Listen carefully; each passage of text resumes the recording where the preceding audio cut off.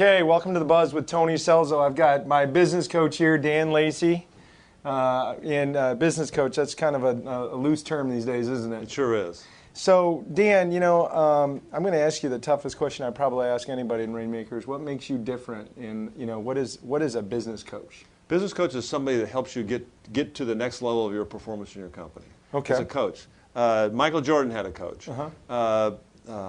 Tiger Woods has a coach. Yeah. All the guys that really want to improve the performance of what they do usually get a coach. Okay. Now, I've been a client of yours for 2 years now, and I feel like I'm a great fit, but how would somebody know whether they're a really good fit for you as a business coach? I think there's a number of things. Is that number one is you got to feel good about the people you're working with. Okay. There's got to be synergy there. Okay.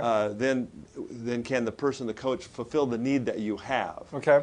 You may have an area that I can't help you with. Well, and that's a great point because your strength has been in the financial side, and then how to fund what you're trying to accomplish as an entrepreneur, and that's been a great synergistic relationship for me. Now, is that a typical profile for your perfect client? All business owners want to achieve a dream. Okay. And that dream has some financial parameters around it. And I work from the financial parameters backwards. Okay. And let them set some financial goals, because that's really what's measurable, and Okay. work backwards. So that's where the financial side of my background has come in and helped the clients.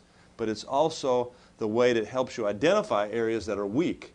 Now, how did you get that financial background? I mean, I know, but I think everybody out here would like to know. Good question. I knew you have a great. I'm setting you up, Dan. You're doing a great job. Great educational background, MBA from Claremont Graduate School, Peter Drucker. Okay. Then the biggest thing is 12 years experience in the lending side of business. Okay. Is that spent 5 years lending to banks, asset-based lending, and venture capital. Okay, venture capital. How did that go? It was interesting. Yeah? I probably learned more in venture capital than I did the other 10 years. I bet you saw a lot of different businesses come I did. in. And I was in Southern California, and you got 10 years experience in 5 years. Wow. One of the things that we developed in your marketing was that you've made how many millionaires out of business owners? 19 millionaires in the last 15 years. Now, we say you made them millionaires. What did you do? How were you involved? I coached them. I give them direction they needed to achieve the goals they wanted to achieve. They wanted to be millionaires, but they were struggling getting there. So it's like I provided that little glitch or catalyst. Sure, the to spark. Spark, great. Spark's great. To get them where they need to go. I finished all of Dan's sentences. He does a great job. And these guys had a company, they had a dream, but they weren't getting their dream fulfilled. Well, so I came in and provided that catalyst that helped them get where they want to go. And I think it's important to know the catalyst has a financial language that allows you to execute whatever that dream is. Does that make sense? That's true. How are we going to communicate with the banks? How are we going to manage our salespeople, our managers? All really comes down to what are the critical success factors that make that happen, and you help put that in a business plan. In a business plan, not like a written business plan, but in a business plan that helps them achieve their goals. Okay. So, a business will have profit objectives. Profit objectives are driven by revenue, margins, operating expenses. Okay. But a lot of times they don't measure those things.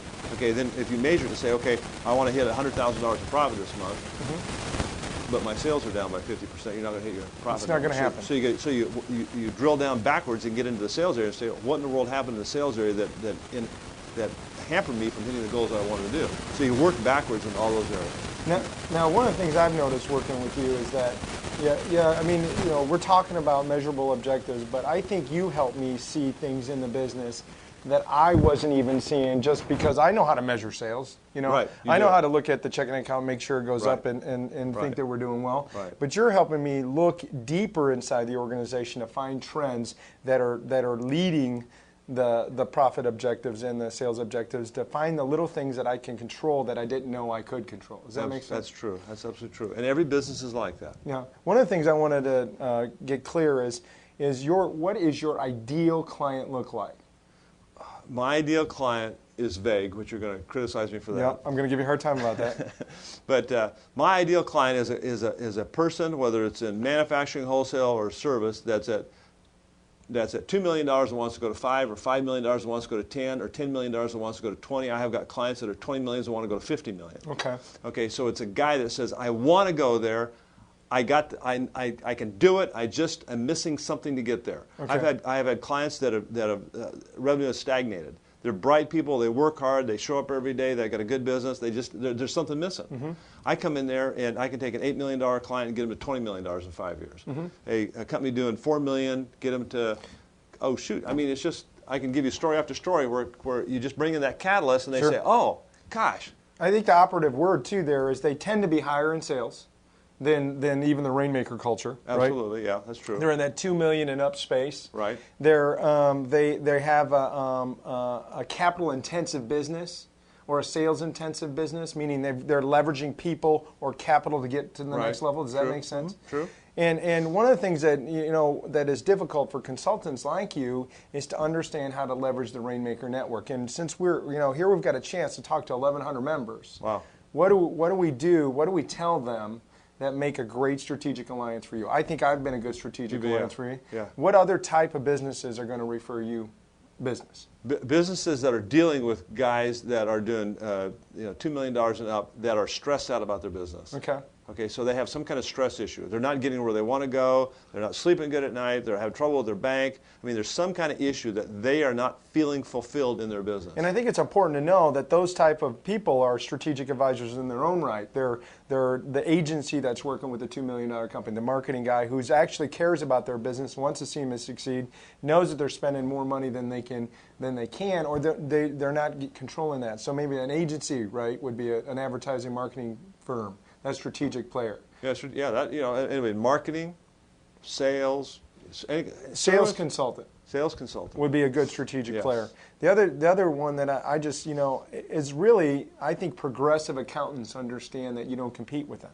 Does that make sense? That's absolutely true. So really, just so everybody understands what you do and what makes you different, I think that your strength from a business coaching standpoint is getting that $2 million company to $5 million, that $5 million company to $10 million, right. and then working at that level with other strategic partners, right? The people who have that target. Because it helps them too. Is that if they have their client that's growing, it helps. They got more employees, they need more sales training, they have more needs everywhere, and the system I have works. Yep, absolutely. I mean, one of the things that Dan and I have done together is work with a couple of those clients, and I'm under that business coach moniker, if you will, but we don't do what we do is completely different. Right. And been able to work synergistically that way. That's absolutely true. Dan Lacy, you've been on the Buzz. Thanks. Thanks It's for been being great. here. Appreciate it. Thank you, buddy.